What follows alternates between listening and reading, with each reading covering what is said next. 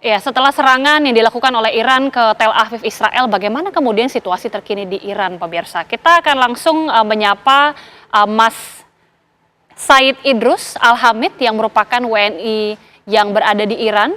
Mas Said, ini pasca serangan Iran yang ditujukan ke Israel, seperti apa situasi di Iran saat ini, Mas? Ya, Assalamualaikum warahmatullahi wabarakatuh.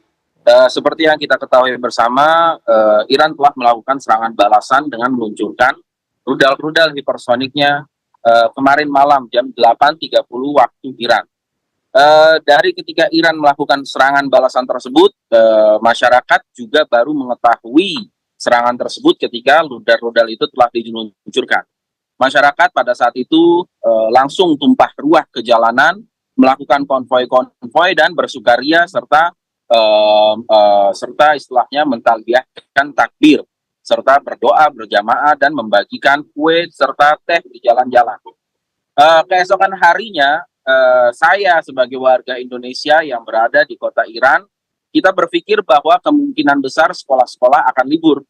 Tapi nyatanya setelah jam 6, saya tunggu sampai jam 6 pagi, tidak ada himbauan apapun dari sekolah maupun dari pemerintah lewat televisi-televisi. Sehingga saya pun masih mengantarkan anak-anak saya ke sekolah dan juga menjemput. Keadaan luar biasa normal, bahkan saya katakan sangat normal ya untuk sekelas satu negara yang baru melakukan serangan ke markas besar Zionis Israel yang tentunya didukung oleh Amerika Serikat. Masyarakat tetap melakukan aktivitas seperti biasa, tetap pergi ke sekolah, tetap pergi ke kantor, toko-toko pun buka. Aktivitas terjadi begitu saja tanpa adanya kekhawatiran sama sekali. Pemerintah pun tidak memberikan imbauan atau tidak memberikan siaga 1, 2, atau 3 di televisi atau di media-media setempat.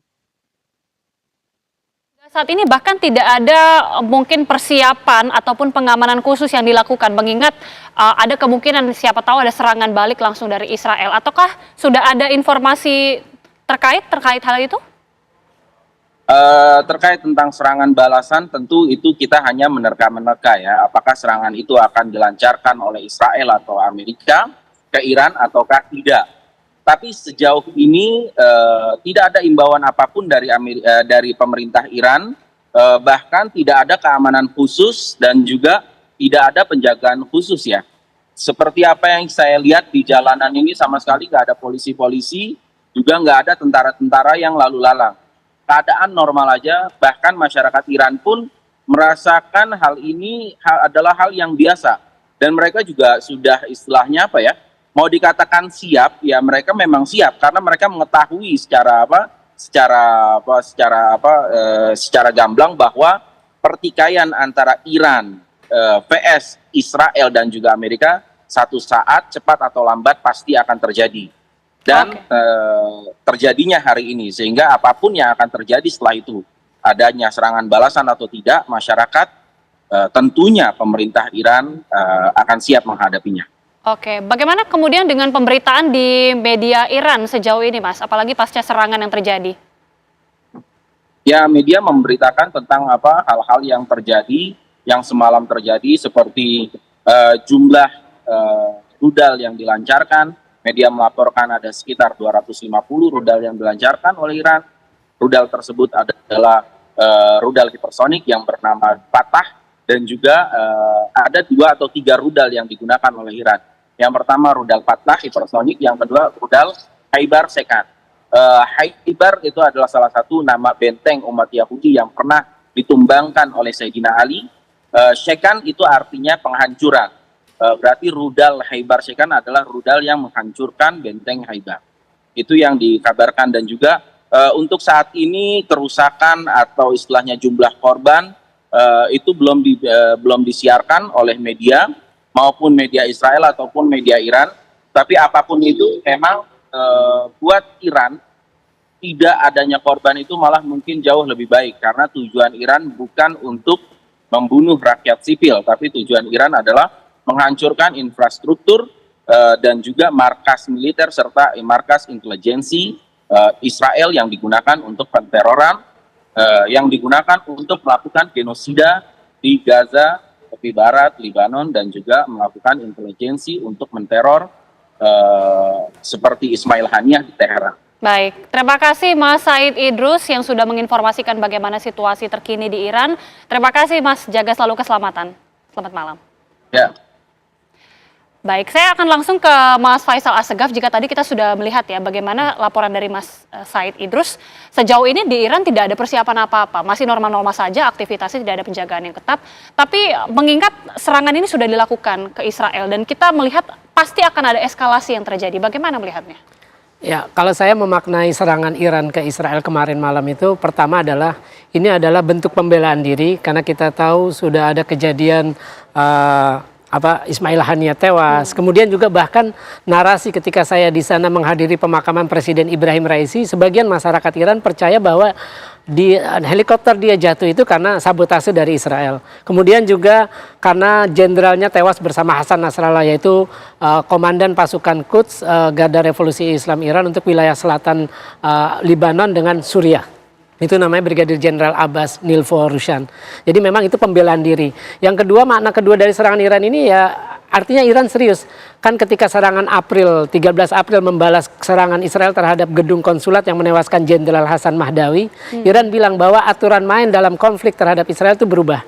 Jadi siapapun warga atau kepentingan Iran itu yang menjadi target serangan Israel, dan kita tahu Hamas dengan Hizbullah, Hasan Nasrallah pemimpin Hizbullah dan Ismail Haniyah pemimpin Hamas adalah kepentingan Iran dalam menghadapi Israel. Artinya mereka menjadi proksinya Iran dalam menghadapi Israel. Hamas di Gaza, sedangkan Hizbullah di selatan Lebanon yang berbatasan, sama-sama berbatasan dengan Israel. Nah, dengan serangan ini artinya Iran itu mau menegaskan kembali bahwa kami serius akan membalas setiap serangan yang menyasar warga maupun kepentingan Iran. Yang ketiga, makna serangan Iran terhadap Israel adalah Iran itu menggantikan posisi Dewan Keamanan yang impoten terhadap Israel. Kita tahu Mahkamah Internasional ICJ menyatakan bahwa agresi militer Israel ke Gaza sejak 7 Oktober tahun lalu, ini udah mau setahun, itu adalah sebuah genosida. Bahkan ICC, Mahkamah Pidana Internasional, berencana mengeluarkan surat perintah penangkapan terhadap Perdana Menteri Israel Benjamin Netanyahu dan Menteri Pertahanan Yoav Gallant. Jadi serangan Iran ini menandakan bahwa Iran menggantikan posisi Dewan Keamanan yang tidak bisa memberikan sanksi terhadap Israel yang sudah melanggar wilayah kedaulatan. Dan juga adalah serangan Iran ke Israel ini memang yang diharapkan oleh warga Palestina di Gaza maupun di tepi barat. Karena kita tahu Liga Arab maupun organisasi konferensi Islam hanya melakukan retorika saja untuk membela Palestina, tapi tidak hanya Iran yang berani menghukum Israel secara militer karena Israel pun melakukan agresi militer, kejahatan militer terhadap negara lain. Oke, saya sekarang ke Prof. Hik. Kita kan melihat sudah ada pernyataan langsung dari Presiden Iran bahwa serangan Iran ini terhadap Israel dilakukan sebagai serangan defensif untuk membela diri karena agresi militer yang selama ini sudah begitu membabi buta. Tapi bagaimana kemudian melihat eskalasi selanjutnya, apalagi Israel ini sudah diinformasikan akan melakukan serangan balasan, Prof. Hik?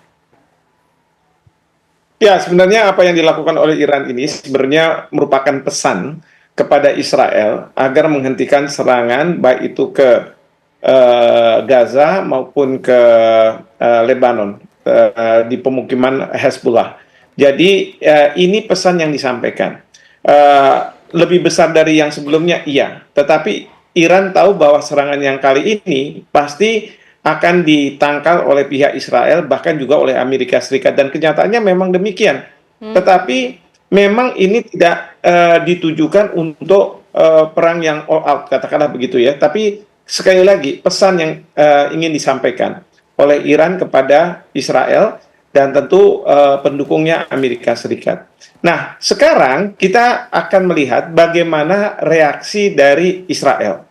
Apakah Israel akan membalas? Dan membalasnya seperti apa?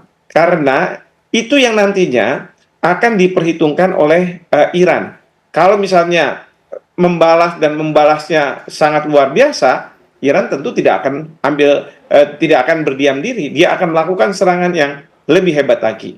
Nah, di situ Amerika Serikat akan turun dan dia akan berada di belakang Israel. Tadi Presiden Joe Biden juga sudah menyampaikan bahwa jangan ragukan kami untuk terus berada di belakang Israel. Tetapi Perdana Menteri Rusia beberapa waktu yang lalu sudah datang ke Iran, ya, seolah-olah memberikan pesan.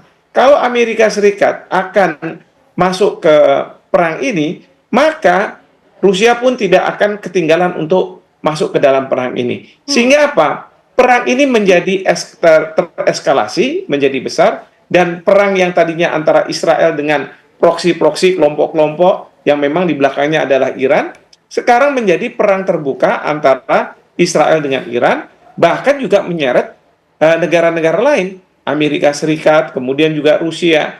Bukannya tidak mungkin Irak juga akan masuk dalam berada di belakang Iran. Dan ini tentu kekhawatiran kita adalah ini akan diikuti oleh beberapa negara dan meluas, sehingga seperti yang disinyalir oleh Menhan kita, Pak Prabowo, Presiden terpilih, bahwa kita diambang Perang Dunia Ketiga.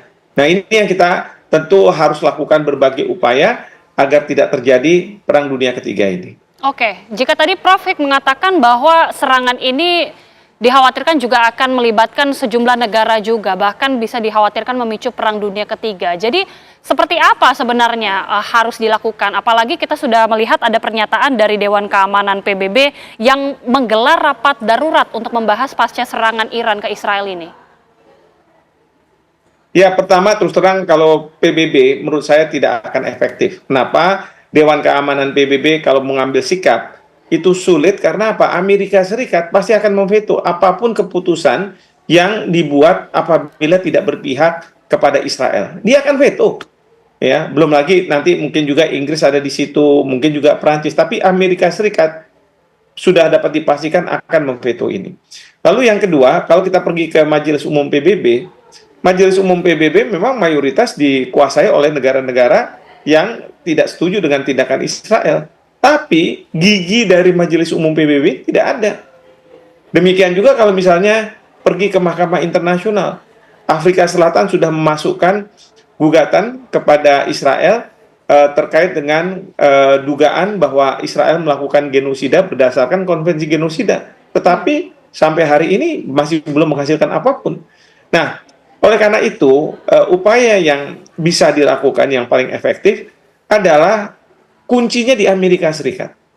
Apabila Amerika Serikat tidak mendukung apa yang dilakukan oleh Perdana Menteri Netanyahu, maka saya yakin Netanyahu tidak akan melakukan serangan-serangan yang bisa membahayakan dunia. Ya. Tetapi kalau Amerika Serikat selalu berada di belakang Netanyahu, maka menurut saya ya bukannya tidak mungkin Perang Dunia itu akan meletus. Oleh karena itu, upaya yang terbaik menurut saya pertama harus ada komunikasi dengan pemerintah Amerika Serikat, meyakinkan kepada pemerintah Amerika Serikat bahwa mereka tidak harus terus mendukung Netanyahu. Nah, yang kedua mungkin juga bisa disampaikan kepada pemerintah Amerika Serikat ada upaya untuk menurunkan Perdana Menteri Netanyahu, ya, karena kita tahu lah kalau Amerika Serikat kalau urusan kayak begini jago dia. Sudah di mana-mana mereka lakukan, ya. Nah, kalau misalnya ini terjadi, maka kepemimpinan di Israel itu akan berganti dengan harapan ganti pemimpin akan ganti kebijakan. Nah, ini yang seharusnya dilakukan. Sementara tentu harus ada lobby ke Iran bahwa sambil menunggu proses ini, Iran tidak melakukan serangan-serangan lagi, termasuk juga menghimbau pada Iran agar proksinya juga tidak melakukan serangan lagi. Oke, nanti usai jeda saya akan tanyakan pertanyaan yang sama juga kepada Mas Faisal, di mana tensi dunia ini saat ini sudah semakin tegang, bahkan kata Prof. Hik sudah diambang Perang Dunia Ketiga. Sesaat lagi Mas Faisal, kami kembali usai jeda pemirsa. Ya, langsung saja saya akan tanyakan kepada Mas Faisal, sebenarnya seberapa serius Mas melihat dampak dari serangan ini? Karena kalau kita lihat kan sebenarnya dari Iran sendiri sepertinya masih biasa-biasa saja. Kalau laporan dari Mas Said tadi tidak ada pertahanan berlebihan, tapi kalau kita lihat memang Prof. Hik mengatakan dari Amerika Serikat sendiri bahkan sudah ada pernyataan langsung bahwa Iran akan mendapatkan konsekuensinya. Bahkan tadi Prof. Hik juga mengatakan ada kemungkinan tensi semakin memanas, Perang Dunia Ketiga juga sudah di depan mata. Ya, serangan Iran ini serangan yang serius karena targetnya itu kan target militer yang sensitif. Itu ada 3 pangkalan yang diserang oleh Iran itu sendiri. Pertama adalah pangkalan Nevatim. Itu pangkalan Nevatim itu tempat pasokan persenjataan atau bom dari Amerika Serikat yang masuk ke Israel. Kemudian ada pangkalan, itu letaknya pangkalan Nevatim itu letaknya di Beersheba, selatan Israel. Kemudian ada pangkalan Tel Nov. Tel Nav itu 20 km dari ibu kota Tel Aviv, Israel. Itu dari pangkalan Tel Nav itulah Israel menerbangkan, saya lupa, 6 atau 7 pesawat tempur F-15I untuk menghabisi Nasrallah di Beirut. Nah, kemudian ada pangkalan namanya lagi Hatsarim. Hatsarim itu di Gurun Negev. Selain itu juga serangan Iran itu menyasar Mossad, markas Mossad itu di Tel Aviv, di Glilot, tapi tidak sampai kena. Jadi memang serangan ini serangan yang serius. Dan Netanyahu sudah menyatakan bahwa dia akan menyerang balik, dan isyarat yang muncul di media Israel itu saya baca di Yediot Ahronot, itu yang akan diserang balik oleh Israel, oleh Netanyahu itu adalah fasilitas nuklir ataupun minyak Iran. Karena Iran kan salah satu ekspor minyak juga di dunia. Terus juga nuklirnya juga kan kuat. Tapi Israel juga sudah punya pengalaman melakukan sabotase di fasilitas nuklir Natanz di kota Isfahan. Oke, bagaimana kemudian melihat kalau tadi Prof. Hik mengatakan ini upaya yang dilakukan untuk menakar supaya tensi tidak semakin memanas. Salah satunya kalau melalui Dewan Keamanan PBB seperti tidak terlalu memberikan banyak pengaruh. Tapi bagaimana sebenarnya untuk menakarnya supaya tidak semakin berkepanjangan dan tidak semakin panas ini? Saya setuju dengan dua opsi disampaikan oleh Profesor Hikmahanto, yaitu meyakinkan Amerika untuk menekan Netanyahu supaya tidak lagi meningkatkan eskalasi dan mencoba untuk mendongkel Netanyahu dari kekuasaan. Tapi saya ada usulan yang ketiga, yaitu melakukan tekanan diplomatik. Dalam arti begini, negara-negara muslim itu ada 13 yang sudah memiliki hubungan diplomatik dengan Israel. Itu ada antara lain ada Turki, kemudian ada Uni Emirat Arab, Bahrain, Maroko, ada Azerbaijan. Sebagai contoh begini, Azerbaijan itu mengekspor minyak ke Israel itu memenuhi kebutuhan minyak Israel 40%. Jadi 40% kebutuhan minyak Israel itu dipasok dari Azerbaijan. Tapi Azerbaijan juga membeli 60% dari kebutuhan peralatan militer persenjataannya. Jadi saya pikir kalau misalkan negara-negara Arab dan Muslim yang sudah memiliki hubungan diplomatik memutus hubungan diplomatik, itu tentu bakal menjadi kejutan besar bagi Israel. Karena kita tahu Netanyahu itu kan punya ambisi bagaimana merengkuh sebanyak-banyaknya negara Arab dan Muslim untuk membuka hubungan resmi dengan Israel. Dan itu adalah kemenangan diplomasi bagi Israel itu sendiri. Makanya itu langkah yang harus dilakukan adalah sebaliknya. Karena selama ini kan pemimpin negara Arab dan Muslim itu kan cuma hanya beretorika tentang Palestina. Kita tahu Erdogan sejak awal perang Gaza selalu beretorika bahwa ini Nazi, terus Hitler terhadap Israel. Tapi mereka tidak pernah Erdogan tidak pernah mengambil keputusan yang substansial untuk memutuskan hubungan diplomatik Turki dengan Israel. Menurut saya itu yang harus dilakukan negara-negara Muslim.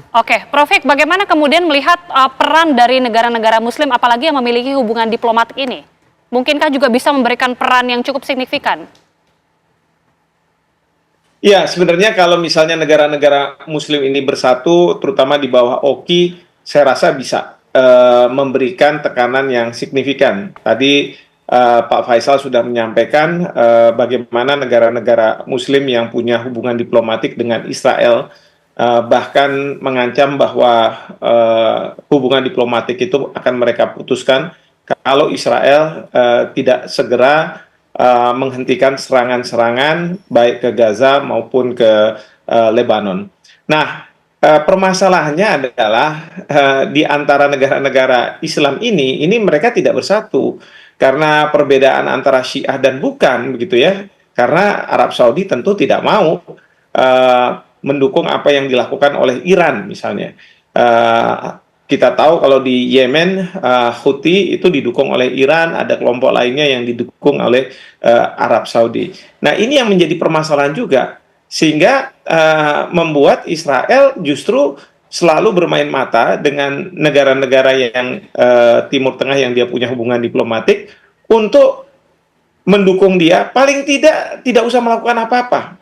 Ya, itu yang diharapkan. Udah, kamu nggak usah intervensi, kamu nggak usah buat pernyataan bahwa saya benar atau tidak, lain sebagainya. Intinya jangan ganggu saya, pokoknya saya akan lakukan serangan-serangan di Gaza dan di Lebanon, dan mereka Israel akan mengatakan ini di belakangnya Iran loh. Kira-kira seperti itulah. Oke, baik. Kita akan melihat tentunya bagaimana eskalasi ke depannya. Tapi terima kasih sekali lagi Prof. Hikmahanto Juwana. Terima kasih juga Mas Faisal Assegaf sudah bergabung bersama kami di Apa Kabar Indonesia Malam.